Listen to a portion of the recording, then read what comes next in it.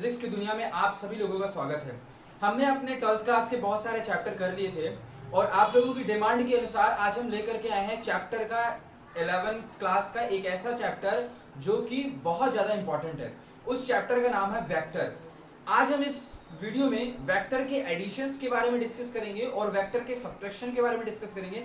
साथ ही साथ हम इस वीडियो में आज ये भी डिस्कस कर रहे होंगे कि जैसे मान लीजिए कोई भी वेक्टर है, उनको आप क्या डेफिनेशन देंगे। वेक्टर के टाइप्स के बारे में भी आज डिस्कस कर रहे होंगे। आपकी जानकारी के लिए बता दूं, वेक्टर एक ऐसा टॉपिक है जो आपके 11th क्लास और 12th क्लास में थ्रू आउट द ईयर काम आने वाला है। साथ ही साथ में ये एक ऐसा चैप्टर है जो कि आपके अगर आप 12th के पास जाते हैं भी हैं किसी भी कॉलेज में, तो भी आपका ये वेक्टर बहुत ज़्यादा काम आने वाला है। तो चलिए स्टार्ट करते हैं वेक्टर। उसके पहले मैं आपको एक चीज़ पूछना चाहता हूँ। हम जानते हैं कि जो फिजिकल क्वांटिटीज़ होती हैं दुनिया में, जितनी भी फिजिकल क्वांटिटीज़ होती हैं, किसी की डायरेक्शन होती है और किसी की डायरेक्शन नहीं होती है। किसी का सिर्फ और सिर्फ मैग्नीट्यूड वैल्यू होती है, यानी कि कुछ ऐसी वैल्यूज होती हैं दुनिया में जिसका केवल और केवल मान होता है, और कुछ ऐसी वैल्यूज होती हैं जिसका दिशा भी होती है और मान भी होता है। तो देखिए इसके हम दो प्रकार से बांट सकते हैं। एक होता है स्केलर और एक होता है वेक्टर। जो स्केलर होता है वो क्या कहलाता है, केवल और केवल उसमें मैग्नीट्यूड वाला होता है। ऐसी क्वांटिटी जिसका केवल और केवल मैग्नीट्यूड होता है उसे अपन बोलते हैं स्केलर। और वेक्टर वो क्वांटिटी होती है जिसमें डायरेक्शन और as well as magnitude, direction और मैग्नीट्यूड दोनों चीजें होती हैं। तो चलिए पहले डेफिनेशन को डिफाइन करते हैं।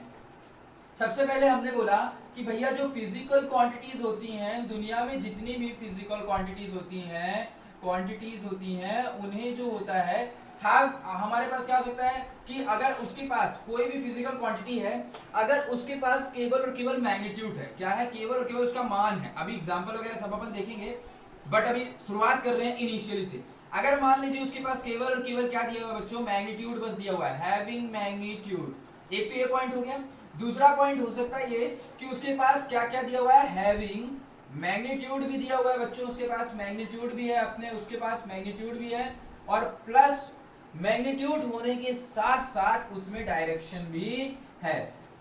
ठीक है ना। क्या क्या चीजें हैं, फिजिकल क्वांटिटीज जो होती हैं वो ऐसी हो सकती हैं जिनमें केवल और केवल मैग्नीट्यूड हो, और एक ऐसी क्वांटिटी भी होती है जिसका मैग्नीट्यूड और डायरेक्शन दोनों होती है। ठीक है ना बच्चों।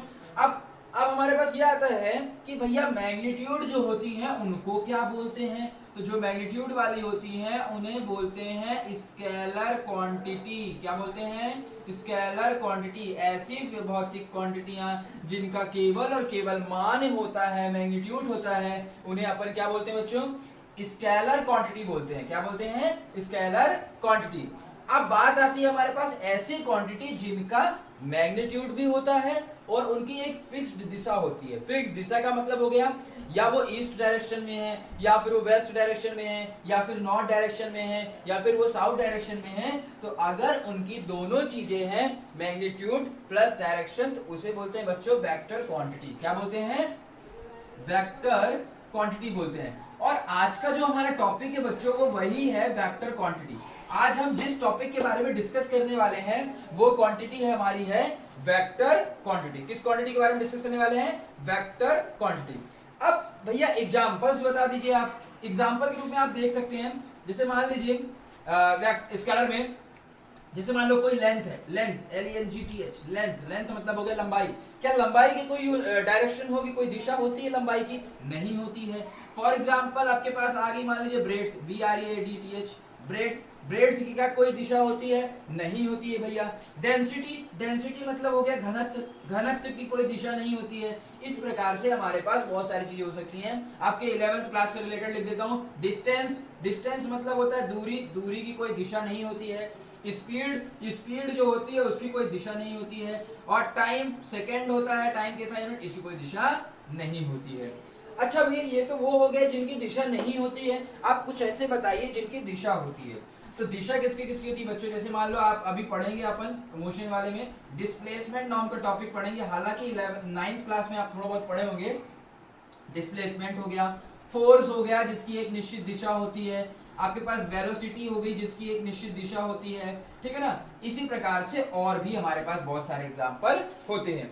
तो देखो क्या काम की लाइन क्या लिखी है पेपर में आपके आता है 11th क्लास वाले बच्चों, आपके पेपर में आता है कि बताइए फिजिकल क्वांटिटी जो होती है उनको कितने प्रकार से मेजर कर, मतलब फिजिकल क्वांटिटी जो होती है वो कैसे होती हैं। तो एक होती है जिसका केवल मैग्नीट्यूड होता है, दूसरी होती है जिसका मैग्नीट्यूड और डायरेक्शन दोनों होता है। तो आप ऐसे डिफाइन कर सकते हैं स्केलर क्वांटिटी और वेक्टर क्वांटिटी। जनरली बोर्ड में क्या होता है ना कि बच्चों को ये एग्जांपल देते हैं और एग्जांपल देकर के उनसे पूछा जाता है कि बच्चों बताओ स्केलर है कि वेक्टर है, ठीक है ना। ये हमारे काम आ सकता है स्केलर और वेक्टर क्वांटिटी।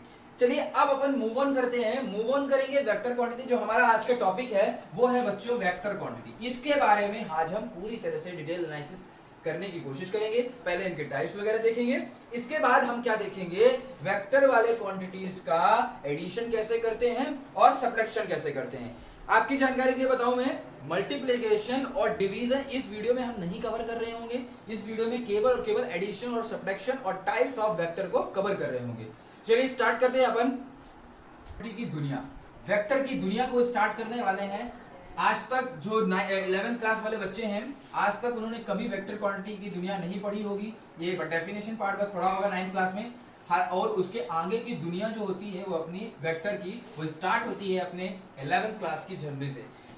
हालांकि वेक्टर बहुत बड़ा चैप्टर है, बहुत ज्यादा कंसेप्ट्स हैं इसके, बट क्या होता है ना कि 11th क्लास की इनिशियल स्टेज में जो इसका बेसिक होता है वो एक बहुत ही लिमिटेड है, मतलब बहुत कम मात्रा में है, जिसको आप अगर इस वीडियो को अगर 20-25 मिनट जो भी है उसको अगर आप देख लेते हैं तो आपका वेक्टर का जो एडिशन और सब्ट्रैक्शन है बहुत बिल्डअप हो जाएगा। चलिए स्टार्ट करते हैं। सबसे पहले बात करने वाले हैं अपन टाइप्स ऑफ वेक्टर। डेफिनेशन पढ़ लिए, टाइप्स ऑफ वेक्टर की बात करें। किसकी बात करने वाले हैं?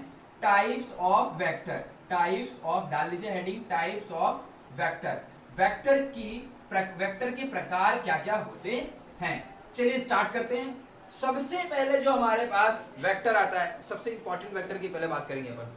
सबसे पहले सबसे इंपॉर्टेंट वेक्टर के नाम में आता है यूनिट वेक्टर। क्या था बच्चों? Unit vector. सबसे इंपॉर्टेंट वाला वेक्टर होता है यूनिट वेक्टर। क्या होता है हमारे पास बच्चों? Unit vector. आपको यूनिट से ही कुछ समझ में आ रहा है क्या? यूनिट वेक्टर वो वेक्टर होना चाहिए जिसका मैग्नीट्यूड, बोलो ना, 1 होना चाहिए। यूनिट वेक्टर वो वेक्टर होता है, सुनना जरा ध्यान से, यूनिट वेक्टर वो वेक्टर होता है जिसका मैग्नीट्यूड बच्चों 1 होता है। कितना होता है? 1 होता है। चलिए लिखते हैं कि a vector whose magnitude is 1, a vector whose magnitude is 1, whose magnitude is 1 is called unit vector. उसे क्या बोलते हैं अपन बच्चों? यूनिट वेक्टर बोलते हैं। ऐसा वेक्टर जिसका मान 1 हो, ऐसा वेक्टर जिसका मान 1 हो उसे अपन यूनिट वेक्टर बोलते हैं। आई थिंक आपको यहां तक समझ में आ गया होगा। तो भैया यूनिट वेक्टर को रिप्रेजेंट कैसे करते हैं? ए कैप से रिप्रेजेंट करते हैं बच्चों। A cap is equal to A vector upon a vector का मैग्नीट्यूड। ये होता है हमारे पास यूनिट वेक्टर को रिप्रेजेंट करने का तरीका। और ए कैप जो होता है ये डायरेक्शन को भी बता रहा होता है। इसके ऊपर कैप लगने का मतलब ही यही होता है कि ये डायरेक्शन को दर्शा रहा है। इसका जो मैग्नीट्यूड होता है बच्चों 1 होता है। याद कर लीजिए, यूनिट वेक्टर एक ऐसा वेक्टर जिसका मैग्नीट्यूड 1 होता है और रिप्रेजेंटेशन ए कैप बराबर ए वेक्टर अपॉन ए वेक्टर का मैग्नीट्यूड। ये हमारे पास हो गया यूनिट वेक्टर। आई थिंक आपने याद कर लिया होगा, it is one of the most important vector. फिर आता है दूसरा वेक्टर, आता है हमारे पास इक्वल वेक्टर। क्या आते हैं बच्चों? Equal vector. Equal vector. अच्छा, दो चीजें इक्वल करना है, दो वेक्टरों को इक्वल करना है। तो क्या सोचते हो, कैसे करना चाहोगे? दो वेक्टर, दुनिया के दो वेक्टर को अगर इक्वल करना है तो क्या मैं बोल दूं कि ए और बी वेक्टर यदि इक्वल होना चाहते हैं तो दोनों का मैग्नीट्यूड बराबर हो जाए बस। क्या उससे वो बराबर हो जाएंगे? अरे नहीं होंगे। मैग्नीट्यूड बस के बराबर होने से दो वेक्टर बराबर नहीं होते हैं। अगर आपको दो वेक्टरों को बराबर करना है तो उनकी डायरेक्शन प्लस मैग्नीट्यूड दोनों चीजें सेम होंगी तभी वो वेक्टर बराबर होंगे। तो a vector having same magnitude and same directions are called equal vector. Two vector, दो ऐसे वेक्टर, लिखते हैं अपन डेफिनेशन। टू वेक्टर, दो ऐसे vector, two vectors having, vectors लिख लीजिए, two vectors having equal magnitude and direction is called, is मत लिखो, आर लिखो, ग्रामर क्वेश्चन थोड़ा आप देख लेते हैं, आर कॉल्ड इक्वल वेक्टर्स। उन्हें बच्चों क्या बोलते हैं? इक्वल वेक्टर बोलते हैं। हमने बोला कि भैया ऐसे दो वेक्टर जिनका मैग्नीट्यूड और डायरेक्शन सेम होता है उन्हें हम इक्वल वेक्टर बोलते हैं। फॉर एग्जाम्पल जैसे कि आप देख रहे हैं, एक ये वेक्टर हो गया हमारे पास, इधर साइड हो गया, ए वेक्टर बोल दो इसे, और एक ये वेक्टर हो गया, बी वेक्टर। एक ये वेक्टर हो गया, ए वेक्टर हो गया, और एक क्या हो गया हमारे पास, एक हमारे पास हो गया बी वेक्टर। अब देखो दोनों की दिशा सेम है कि नहीं है, बताओ ना। दोनों की सेम डायरेक्शन में इधर साइड पॉइंटेड है दोनों लोग, और दोनों का मैग्नीट्यूड में बोल रहा हूँ लेंथ भी बराबर है, तो दोनों का मैग्नीट्यूड भी बराबर है, तो इसीलिए हम इन दोनों को बोल सकते हैं इक्वल वेक्टर। आई थिंक आपको ये दो वेक्टर समझ में आ गए होंगे। अब अपन मूव करते हैं अगले वेक्टर की ओर। वेक्टर की ओर स्टार्ट करने वाले हैं। थर्ड वेक्टर का नाम है, आपने आई थिंक यहाँ तक लिख लिया होगा, थर्ड वेक्टर का जो हमारा नाम है, इक्वल तो पढ़ लिया भैया। अब बताइए जो नेगेटिव वेक्टर क्या होते हैं, ये ध्यान दीजिएगा, आप छोटी छोटी चीजें हैं आपके ऑब्जेक्टिव में पूछी जाती है और काम भी आता है। अगर ये नहीं पता तो वेक्टर क्या पता फिर आप। नेगेटिव वेक्टर चलिए देखते हैं। इक्वल तो देख ही लिया आपने, अब बात करते हैं negative vector. Negative vector, negative vector क्या होते होंगे भैया? नेगेटिव वेक्टर वो होते होंगे जैसे कि फॉर एग्जांपल एक नेगेटिव वेक्टर है, इसका मतलब ये है कि बच्चों उसमें जैसे दो चीजें होती है हमारे पास, वेक्टर में दो चीजें होती है, डायरेक्शन होता है और एक क्या होता है हमारे पास, मैग्नीट्यूड होता है। तो अगर हमने ये बोला कि उनका मैग्नीट्यूड तो सेम है लेकिन डायरेक्शन अपोजिट है, नेगेटिव वेक्टर को ऐसे ही बोल सकते हो आप, अपोजिट वेक्टर बोल सकते हो। अपोजिट वेक्टर जो एक दूसरे के क्या हो, अपोजिट हो। आप देख के बताइएगा अभी, अगर ये दोनों मैग्नीट्यूड सेम है, इन दोनों मार्कर जो है इन दोनों का मैग्नीट्यूड सेम है, एक वेक्टर हमारे पास ये वेक्टर है, एक ये वाला ऊपर वाला वेक्टर हो गया और एक नीचे वाला वेक्टर हो गया, दोनों की डायरेक्शन सेम है, इधर साइड है, और दोनों का मैग्नीट्यूड भी सेम है, तो these two vectors are called as a equal vector. But यदि आप इन दोनों वेक्टर को देखें, ध्यान दीजिएगा इन दोनों वेक्टर को, इसका मुंह इधर साइड है, इस वाले मार्कर का मुंह इधर साइड है फॉर एग्जांपल, तो आपको समझ में आ रहा होगा कि दोनों वेक्टर भैया इनका मैग्नीट्यूड तो सेम बता रहे हैं आप, बट इनकी डायरेक्शन अलग बता रहे हैं। तो बच्चों ऐसा वेक्टर जिसका मैग्नीट्यूड तो सेम होता है लेकिन दिशा अलग अलग होती है, उस वेक्टर को बोलते हैं अपन negative vector and opposite vector. लिख लेते हैं डेफिनेशन। वेक्टर्स हैविंग हमारे पास मैग्नीट्यूड सेम होगा, same magnitude but same magnitude है लेकिन अपोजिट डायरेक्शन, क्या है, अपोजिट डायरेक्शन। आ रहा कि समझ में? Vectors having same magnitude but opposite direction are called हमारे पास कहलाते हैं वो नेगेटिव वेक्टर। समझ गए कि नहीं समझे? कि समझ में आ रहा है कि नहीं आ रहा? क्या बोला मैंने कि ऐसे वेक्टर जिनका मैग्नीट्यूड सेम होता है लेकिन अपोजिट डायरेक्शन होती है वो नेगेटिव वेक्टर कहलाते हैं। आप एग्जांपल भी देख सकते हैं, इन दोनों को, एक ए वेक्टर हो गया और एक बी वेक्टर इधर साइड मुंह है, ये दोनों वेक्टर आप इसको ऐसे भी लिख सकते हैं, ए वेक्टर बराबर बी वेक्टर तब होता जब दोनों चीजें डायरेक्शन और मैग्नीट्यूड दोनों सेम होता। इस स्थिति पे अपन बोलेंगे कि माइनस ऑफ बी वेक्टर होगा, क्योंकि डायरेक्शन बस का अंतर है ना, तो ऐसे ही लिख सकते हैं। मतलब ऐसा जब भी हम किसी वेक्टर को उल्टा दिशा में कर रहे होते हैं तो उसे हम माइनस लगा करके दर्शा सकते हैं, हालांकि मैग्नीट्यूड सेम है लेकिन डायरेक्शन अलग है, इसलिए a vector is equal to minus of B vector लिख रहे होंगे। आई थिंक आपको यहाँ तक समझ में आ गया होगा। नेगेटिव वेक्टर, अपोजिट वेक्टर हमने पढ़ लिया, इक्वल पढ़ लिया, नेगेटिव पढ़ लिया। अब बात कर लेते हैं, चलिए हम बात करने वाले हैं पैरेलल वेक्टर। क्या बात करने वाले हैं? Parallel vector. तो पैरेलल वेक्टर देखना जरा ध्यान से, अगर ये दोनों दुनिया में ये दोनों है, ये दोनों पैरेलल है कि नहीं है? पैरेलल ऐसे ही ना होता है अपने कि इन दोनों के हर एक पॉइंट की डिस्टेंस, जैसे ये वाला इसका पॉइंट, ये इसका पॉइंट, ये इसका पॉइंट, ये इसका पॉइंट, ये इसका पॉइंट, हर पॉइंट की डिस्टेंस क्या होती है अपने पास, बराबर रहती है। These are called parallel vector.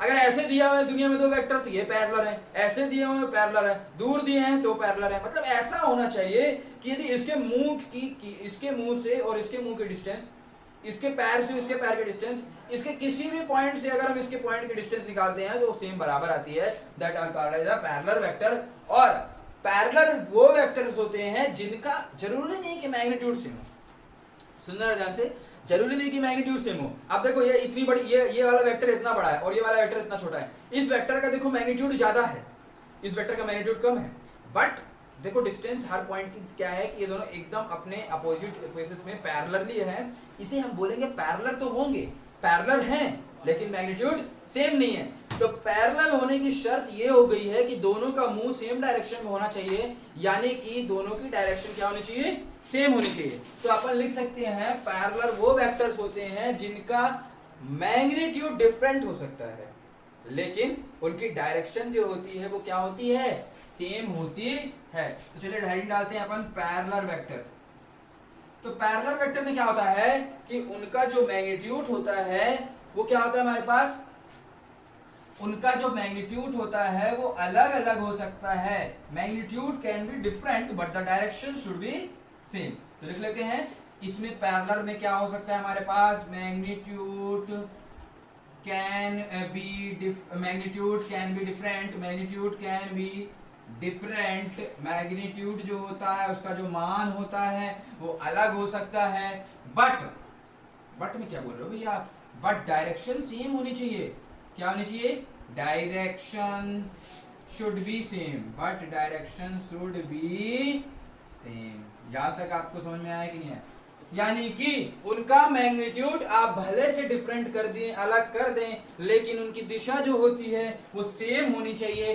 For example, अब अपन एग्जाम्पल की बात करते हैं, कर लीजिए बात, एक ये वेक्टर ए वेक्टर दिया हुआ है और एक ये बी वेक्टर दिया हुआ है, अरे भैया ये तो पैरेलल ही है ना, दोनों पैरेलल ही तो हैं। मान लो ए वेक्टर इतना बड़ा हो गया, बी वेक्टर इतना छोटा है, अरे मैग्नीट्यूड से क्या लेना देना भैया हमें, हम आपने तो यही बोला है ना कि मैग्नीट्यूड तो आप अलग कर सकते हो बट आपको दिशा सेम होनी चाहिए, दिशा हमारी सेम है और मैग्नीट्यूड अलग है, तो उसे अपन बोल सकते हैं पैरेलल वेक्टर। इसी का भाई होता है जो कि अपोजिट होता है, उसका इसके भाई का नाम होता है एंटी पैरेलल। क्या नाम होता है, एंटी पैरेलल।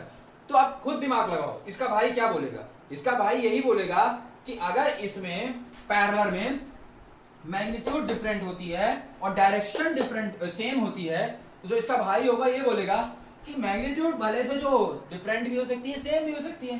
कैन बी का मतलब ये होता है बच्चों कि वो मैग्नीट्यूड सेम भी हो सकता है और डिफरेंट भी हो सकता है, लेकिन दिशा सेम होनी चाहिए, तो पैरेलल।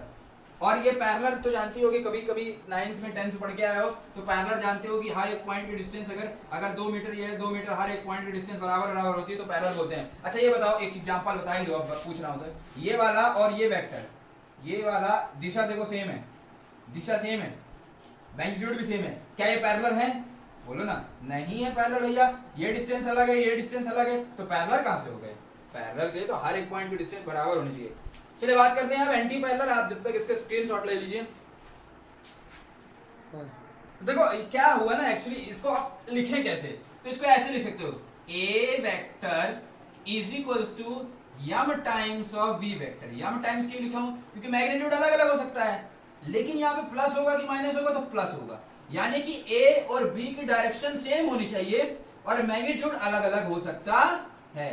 तो ये आपको एक्सप्रेशन एक तरह से ध्यान लेना है कि a vector is equals to m times of B vector. चलिए इसके भाई को पढ़ते हैं, भाई मतलब इसका पैरेलल वेक्टर पढ़ते हैं, तो सॉरी एंटी पैरेलल वेक्टर पढ़ते हैं। पैरेलल तो अपन ने पढ़ लिया, अब बात करने वाले हैं अपन बच्चों एंटी पैरेलल वेक्टर की। एंटी पैरेलल वेक्टर आखिरकार भैया होता क्या है, तो चलिए बात करते हैं एंटी पैरेलल वेक्टर की। तो लिखते हैं anti parallel vector. Anti parallel vector क्या होता है, तो एंटी पैरेलल वेक्टर आपने भैया यही ना होता है कि अभी जैसा पैरेलल में सेम डायरेक्शन होती है, लेकिन एंटी पैरेलल में डायरेक्शन कैन बी डिफरेंट, है ना, डायरेक्शन जो होती है डायरेक्शन डिफरेंट होती है, डायरेक्शन इज डिफरेंट, डायरेक्शन जो होगी हमारे पास वो दिशा जो होगी दोनों की डिफरेंट होगी, और मैग्नीट्यूड को कुछ नहीं कह नहीं सकते, मैग्नीट्यूड सेम भी हो सकता है और अलग भी हो सकता है, ठीक है ना, and also and magnitude can also be different.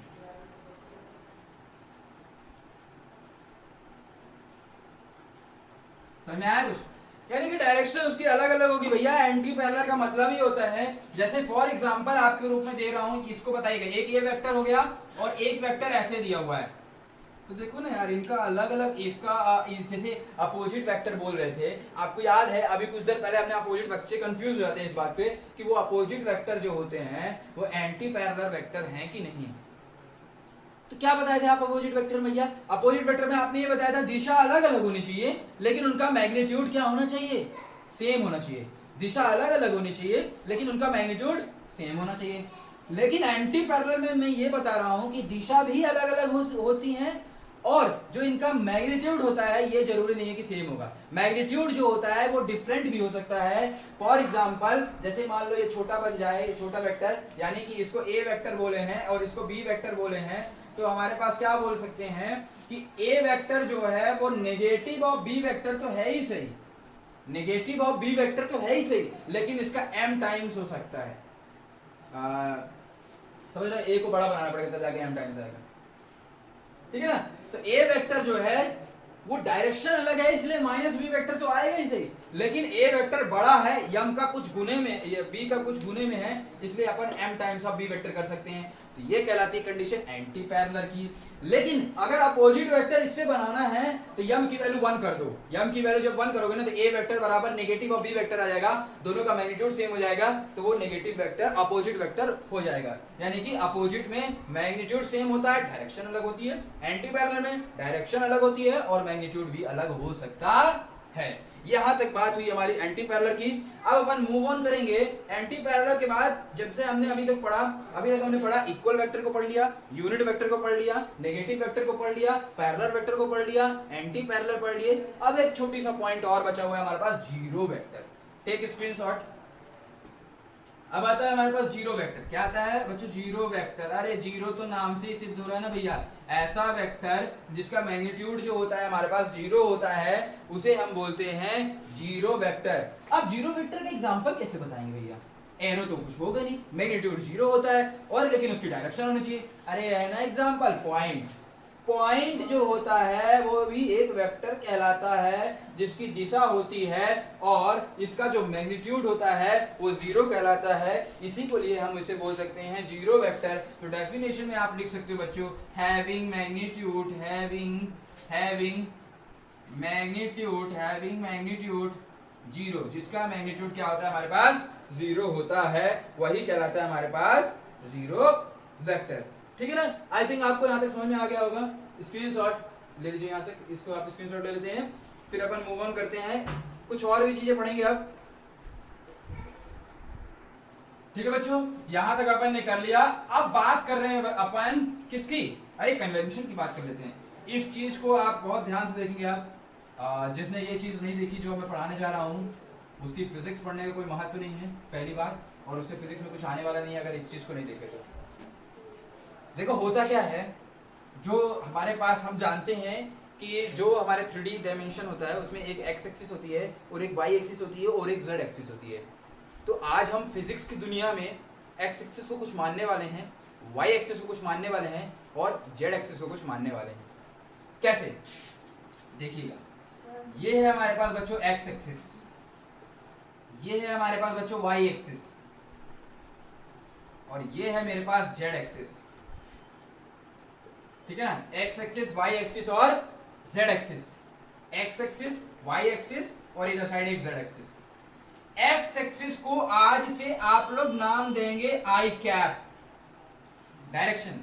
पहले यूनिट वेक्टर को याद करो, जिसका मैग्नीट्यूड 1 होता है और जिसका डायरेक्शन भी होता है वो होता है आई कैप। इसका मैग्नीट्यूड 1 है और डायरेक्शन एक्स एक्सिस साइड है। याद हो गया आपको? एक्स एक्सिस को क्या बोलते हैं? आई कैप। वाई एक्सिस को अपन क्या बोलेंगे? इसको वाई कैप, आई कैप, जे कैप बोलेंगे। क्या बोलेंगे? जे कैप बोलेंगे। और इसको बोलेंगे के कैप। याद कर लिए? एक्स एक्सिस इज कॉल्ड, आप लिख लीजिए, इसको अच्छे से याद करना है आपको। जो एक्स एक्सिस होता है उसे आज से आपको बोलना है आई कैप। जो वाई एक्सिस होता है उसको आज से बोलना है आपको जे कैप। जो जेड एक्सिस होता है उसको आज से आपको बोलना है के कैप। आई जे के। याद कर लिए? आई जे के। आई कैप, जे कैप, के कैप, इसकी आगे की दुनिया, इसको जिसको ये पता है वही अब आगे की दुनिया समझ पाएगा। दिस इज कॉल्ड कन्वेंशन की बात कर रहे हैं, अपन कन्वेंशन की बात कर रहे थे कि कौन सी एक्सिस को अपन क्या बोलेंगे। तो याद कर लिया आपने, एक्स एक्सिस को अपन बोलते हैं आई कैप और वाई एक्सिस को अपन बोलते हैं, जैसे ये एक्स एक्सिस हो गई, ये वाई एक्सिस हो गया हमारे पास, और ये एक्स एक्सिस वाई एक्सिस, और ये वाली जो एक्सिस बनेगी अपने पास जेड एक्सिस बन गई। समझ में आ रहा है? एक एक्स एक्सिस हो गई है अपने पास, एक एक्स एक्सिस हो गई, ये एक्स एक्सिस हो गई है, ये एक्स एक्सिस हो गई है, और ये वाई एक्सिस हो गई है, और ये जेड एक्सिस हो गई है। तो आपको यहाँ पे क्या दिखाई दे रहा है? ये एक्स जेड, ये मत समझना कि के एक्सिस जो है वो ऐसे प्लेन में बनाया हो, अरे नहीं, ये के जो है वो इन सबके परपेंडिकुलर है। तीनों एक्सिस जो होती हैं वो आपस में परपेंडिकुलर होती हैं। जैसे कि आपको दिख रहा होगा ये एक्सिस और इस एक्सिस, दिख रहा है कि नहीं दिख रहा? देखो दिख रहा है, ये देखो जैसे एक्स एक्सिस है और ये वाई एक्सिस है, इनके बीच में 90 बन रहा है। ये जेड एक्सिस है और ये रेड वाली जेड एक्सिस है, जेड एक्सिस है और एक्स एक्सिस है, इसके बीच में 90 बन रहा है। यानी कि तीनों ऐसे वेक्टर्स होते हैं, तीनों ऐसे होते हैं जो एक दूसरे के म्यूचुअली परपेंडिकुलर होते हैं। तीनों के बीच में जो एंगल बन रहा होता है वो 90 बन रहा होता है, 90 बन रहा होता है। आप एग्जांपल ले सकते हैं, आप दीवार का किसी कॉर्नर को देखें, दीवार के किसी कॉर्नर को देखें तो दीवार में क्या होता है, एक जैसे दीवार है कोई हमारे पास, दीवार है मान लो, दीवार का ये वाला कॉर्नर मान लो, ये कॉर्नर है, उधर दिख रही है आपको दीवार का। आप क्लास में देखें, अपने घर में देख सकते हैं जिस बेंच पे बैठे हुए हैं, दीवार का एक कॉर्नर ले लीजिए। दीवार के एक कॉर्नर में नीचे वाली जो दो लाइनें हैं, नीचे वाली ये लाइन, नीचे वाली एक लाइन ये होगी एक्स एक्सिस मान लो इसको, ये वाली जो लाइन है उसको वाई एक्सिस मान लो, तो जेड एक्सिस वो वाली लाइन होगी। समझ रहे हो बात को? ये एक्स एक्सिस हो गई, ये वाई एक्सिस हो गई, तो वो जेड एक्सिस हो गई। यानी तीनों जने आपस में एक दूसरे के म्यूचुअली परपेंडिकुलर होती हैं, जैसा कि आपको दिखाई दे रहा है। तो ये हो गया हमारे पास कन्वेंशन के बारे में बात होगी। आप बात करते हैं भैया दो वेक्टर जो होते हैं उनके बीच में एंगल कैसे निकालते हैं। क्या बात कर रहे हैं? दो वेक्टर जो होते हैं उनके बीच में एंगल कैसे निकालते हैं। Take screenshot. दो वेक्टर जो होते हैं बच्चों उनके बीच में अब एंगल निकालना चाहते हैं। एंगल, अरे एंगल कैसे निकालेंगे? अरे बहुत आसान निकालना, देखना। दो वेक्टर के बीच में जो एंगल होता है वो कैसे निकालते हैं, तो उसके लिए आपको एक चीज याद करनी पड़ेगी। कभी भी दो वेक्टर के बीच में जब हम एंगल निकाल रहे होते हैं तो उनकी या तो आपको टेल मैच करानी होती है। टेल की बात, अरे आप बताइए नहीं टेल हेड क्या होता है। ये देखो ये वेक्टर है, जिस वेक्टर जीरो साइड एरो लगा रहता है उसे बोलते हैं हेड, और पीछे वाले पार्ट को बोलते हैं टेल। तो दो वेक्टर के बीच में अगर एंगल निकालना है तो या तो उनके हेड को मैच कराओ या तो उनके टेल को मैच कराओ। दो वेक्टर आसमान में उड़ रहे हैं, एक ये वेक्टर ए वेक्टर हो गया है और एक ये बी वेक्टर हो गया, बी वेक्टर। अब बताना है आपको इनके बीच में एंगल, तो कैसे करें भैया? एंगल बताना है तो एंगल क्या होगा? अरे आपने बोला था कि या तो हेड को मैच कराओ, लिख लेते हैं, आप लिख लेते हैं। या तो आप हेड को मैच कराएंगे, हेड को हेड से, या तो आप टेल को टेल से मैच कराएंगे। हेड को हेड से या तो टेल को टेल से मैच कराएंगे। अरे भैया टेल को टेल से, हेड को हेड से, तो यहाँ पे तो इसका हेड था लेकिन इसका टेल था, तो एंगल ऐसे नहीं निकाल सकते। ये एंगल, ये वाला एंगल नहीं होगा।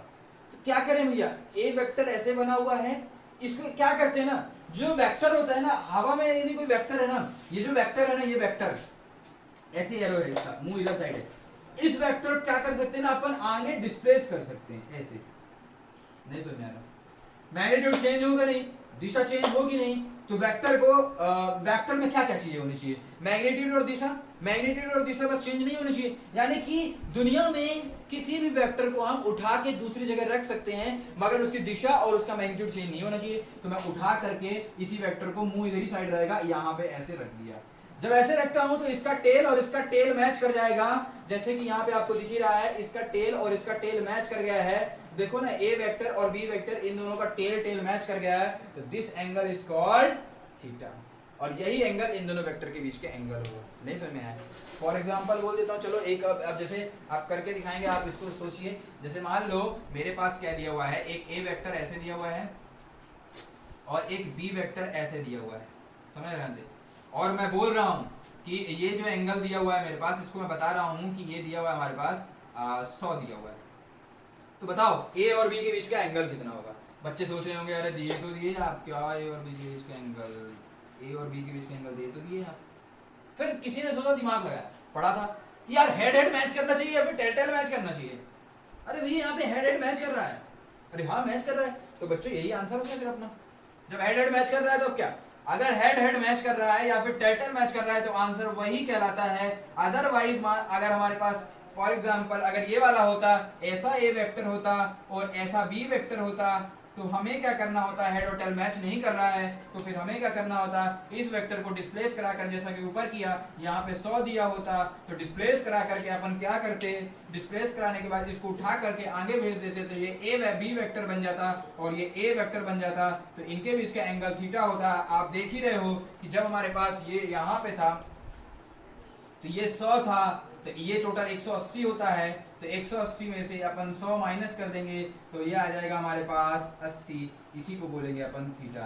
तो कंफ्यूज नहीं होना है आपको टेल टेल मैच कराना है या फिर हेड हेड मैच कराना है। That was topic angle between इसको हेडिंग डाल लेंगे आप, एंगल बिटवीन टू वेक्टर, दो वेक्टरों के बीच में जो एंगल होता है उसको अपन कैसे निकालेंगे, ये इसकी हेडिंग हो गई। Take screenshot. स्टार्ट कर रहे हैं अपन इंपॉर्टेंट टॉपिक वेक्टर एडिशन। क्या ऐड करने वाले हैं अपन, स्टार्ट करने वाले हैं वेक्टर एडिशन। चलिए स्टार्ट करते हैं, तो 3 लॉ के साथ स्टार्ट करेंगे। सबसे पहले अपन स्टार्ट करेंगे वेक्टर एडिशन में ट्रायंगल लॉ। तो वेक्टर एडिशन के बारे में चर्चा कर रहे हैं, बहुत छोटा सा टॉपिक है, आप जरा सा देख लीजिए इसको। वेक्टर एडिशन, वेक्टर एडिशन में सबसे पहले अपना लॉ आता है ट्राइएंगुलर लॉ। ट्रायंगुलर लॉ ज्यादा मैं एक्सप्लेन में नहीं जाऊंगा, मैं आपको इतना समझा दूंगा जितना आपके काम के आएगा। देखना ध्यान से, एक ए वेक्टर ऐसा दिया हुआ है, ठीक है ना, और बी वेक्टर हमारे पास ऐसा दिया हुआ है और सी वेक्टर हमारे पास ऐसा दिया हुआ है। ए वेक्टर, बी वेक्टर और सी वेक्टर। अब एक चीज मैं बता देता हूं आपको, क्या होता है ना एक्चुअली किसी भी क्लोज पॉलीगॉन में यदि हम सभी वेक्टर्स को ऐड करते हैं सेम दिशा में तो उसका समीशन जो होता है वो 0 के बराबर आता है, ठीक है ना। जो अपोजिट डायरेक्शन में रहता है उसको नेगेटिव लेकर के लिखते हैं। फॉर एग्जांपल इसमें अगर आप लिखने की कोशिश करोगे तो ये देखो ए वेक्टर, ए का दिशा, ए की दिशा ऐसे चलना चालू कर रहे हैं, यहां से चलना चालू कर रहे हैं, तो ए वेक्टर बोल रहा है इधर चलो, बी वेक्टर बोल रहा है इधर चलो, लेकिन सी वेक्टर तो देखो बोल रहा है इधर से इधर चलो। सी वेक्टर क्या बोल रहा है, इधर से इधर चलो। एरो किधर से किधर चलना है वो अपन बताते हैं ऐसे, टेल से स्टार्ट करना, हेड तक जाना है। ये वेक्टर बोल रहा है इधर से इधर चलो, इसका भी हेड इधर से, ये बोल रहा है इधर से इधर चलो, लेकिन ये उल्टा बोल रहा है इधर से इधर चलो। तो कैसे करेंगे, समीशन करना होता है अपने को पूरे का। समीशन करिए, ए वेक्टर सेम डायरेक्शन बोल रहा है, इधर ही चलने को बोल रहा है क्लॉकवाइज, क्लॉकवाइज में बोलता जाता है या फिर एंटी क्लॉकवाइज वाले को आपको एक डायरेक्शन पॉजिटिव लेनी पड़ती है। मैं यहाँ पे इधर वाला डायरेक्शन को पॉजिटिव ले रहा हूँ, इधर चलने वाले को, एंटी क्लॉकवाइज को। तो ये ए वेक्टर पॉजिटिव, ये बी वेक्टर को भी पॉजिटिव लेना पड़ेगा, लेकिन सी वेक्टर देखो क्या कह रहा है, इधर से इधर चलो, यानी उल्टा चलने को बोल रहा है। तो माइनस सी वेक्टर बराबर 0, यहाँ से ए वेक्टर प्लस बी वेक्टर आपके पास आ रहा होगा सी वेक्टर। क्या आ रहा होगा, सी वेक्टर।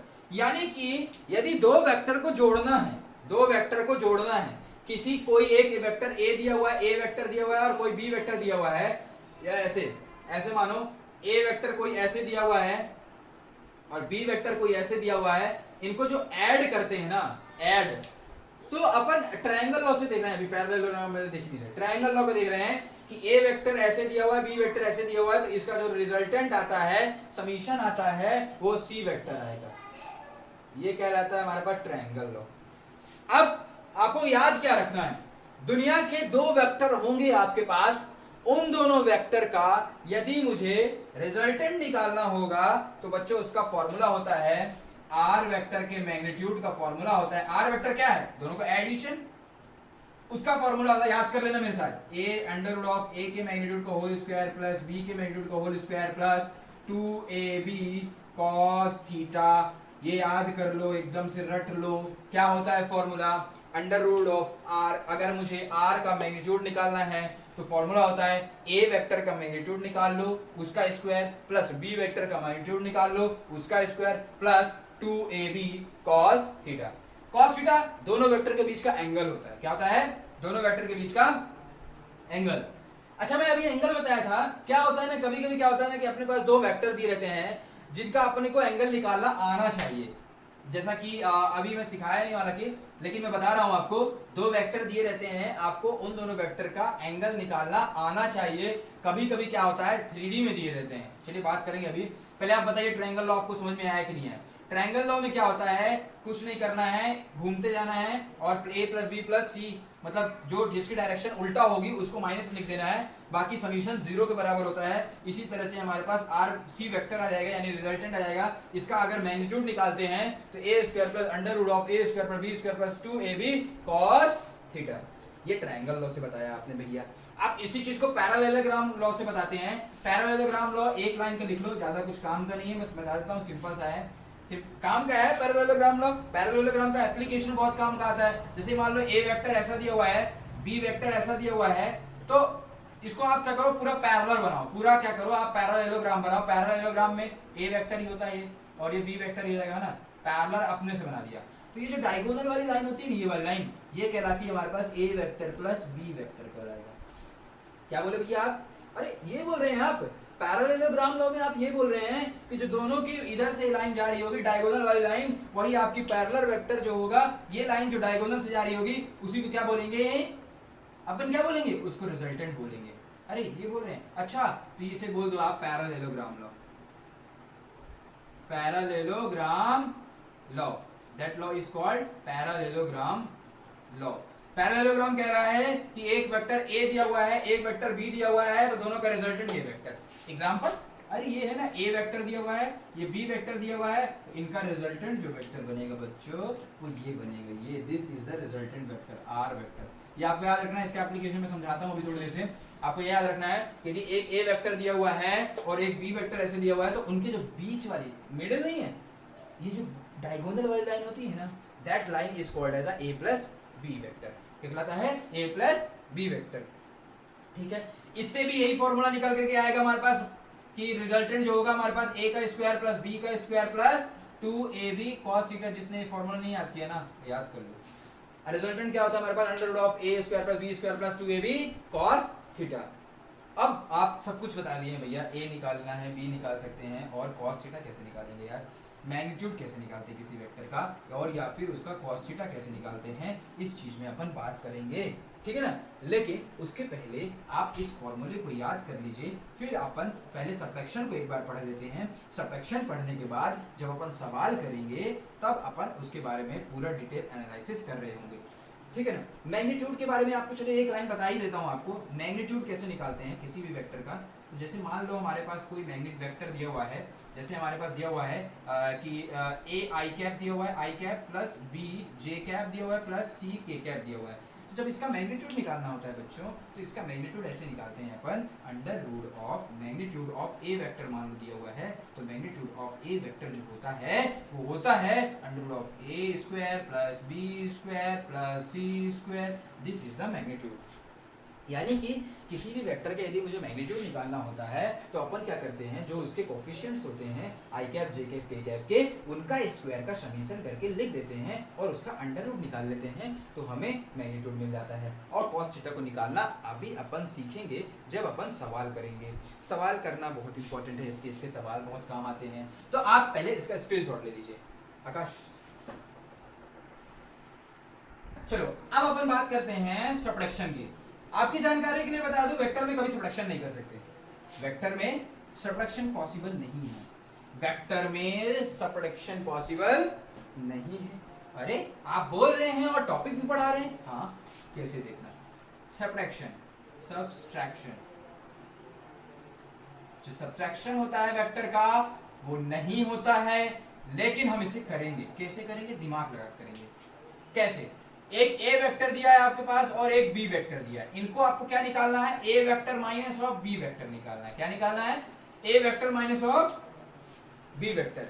अब सबट्रैक्शन में a vector plus a vector और बी वेक्टर दिया हुआ है, आपको निकालना है a vector minus of B vector. आपसे निकालते नहीं बनता है तो आप एक काम करिए ना, सबट्रैक्शन नहीं बनता ना, एडिशन तो बनता है ना, हाँ बनता है, एडिशन कर लो ना इसको, ए वेक्टर, इसको ऐसे लिख लो, a vector plus minus of B vector. ये तो कर लोगे ना यार, इसको और इसको जोड़ना है भैया, माइनस बी वेक्टर अरे पहले तो पढ़ाया था अपन ने, अगर ए वेक्टर ऐसे दिया हुआ है और बी वेक्टर ऐसे दिया हुआ है, अगर इसका माइनस लिखना है तो इसको पलटा दो, बस पलटाना ही तो है, पलटा देंगे तो माइनस वेक्टर बन जाएगा। तो हमने सीखा हमें सब्ट्रैक्शन वेक्टर में नहीं आता है, हमने बोला भैया सब्ट्रैक्शन तो नहीं आता है लेकिन एडिशन जरूर आता है, तो एडिशन कर देते हैं, इसको पलटा दिए बस। अच्छा तो डायग्राम बना के दिखाइए, चलो दिखाते हैं। एक ए वेक्टर हमारे पास पहले की तरह ऐसे दिया हुआ है और बी वेक्टर हमारे पास पहले की तरह ऐसे दिया हुआ है, ठीक है ना। इनके बीच में ऐसे बी वेक्टर ऐसे थोड़ा बना लो, बी वेक्टर ऐसे दिया हुआ है, इनके बीच में जो एंगल है हमारे पास थीटा दिया हुआ है बच्चों, पहले की तरह थीटा दिया हुआ है। अब हमें निकालना क्या है, इन दोनों का सब्ट्रैक्शन। अरे सब्ट्रैक्शन तो आता नहीं ना आपसे, अरे तो वही तो कर रहे हैं, बी वेक्टर जो दिया हुआ है उसको पलटा देंगे, पलटा दो इसको, ऐसे ऐसे पलटा दो, ये पलटा दिया तो ये माइनस ऑफ बी वेक्टर बन जाएगा। ये क्या बन जाएगा, पलटाने पर क्या बन जाएगी, माइनस ऑफ बी वेक्टर, पलटा दिए। अब क्या कर रहे हैं हम कि ए वेक्टर और बी वेक्टर का सब्ट्रैक्शन नहीं आता था, इसीलिए हमने बी वेक्टर को पलटा दिया। अब इस वेक्टर ए वेक्टर और B minus of B vector का एडिशन करते हैं।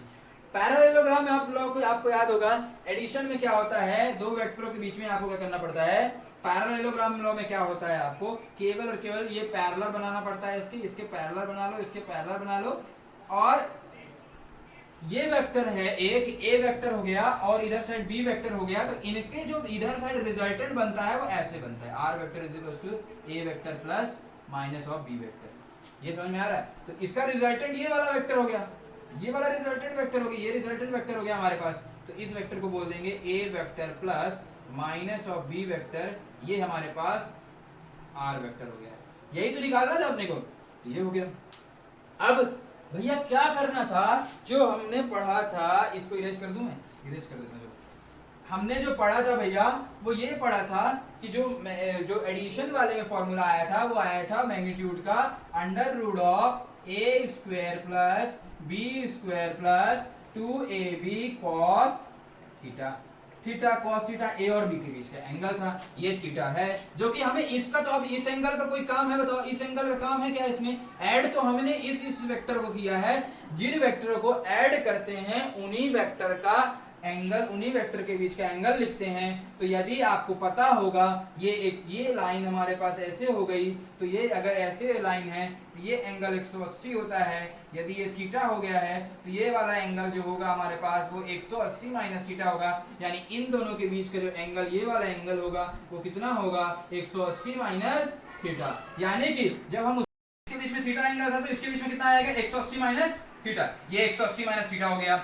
तो भैया जब आपको इसका और इसका समीशन लिखना है तो आप कैसे लिखते हैं बताओ, इसको लिखते हैं अपन, इसको कैसे लिखते हैं, ये फॉर्मूला था हमारे पास under root of A square plus B square plus 2ab cos theta, तो इसे अपन लिख सकते हैं अंडर रूट ऑफ, एडिशन ही तो कर रहे हो आप, तो a square plus B square plus 2ab cos theta की जगह आपको लिखना पड़ेगा, थीटा की जगह क्या थीटा, इन दोनों वेक्टर के बीच का एंगल कितना है, 180 माइनस थीटा, तो 180 माइनस थीटा कर देंगे तो यहां से हमारे पास आ जाएगा resultant a square plus B square plus minus of cos 180 minus theta minus 2ab cos theta होता है, माइनस 2ab, तो ये माइनस 2ab, ये तो पता होगा ना आपको, cos 180 माइनस थीटा कितना होता है, cos 180 माइनस थीटा जो होता है हमारे पास वो माइनस cos थीटा होता है, तो माइनस cos थीटा लिखेंगे तो ये आ जाएगा।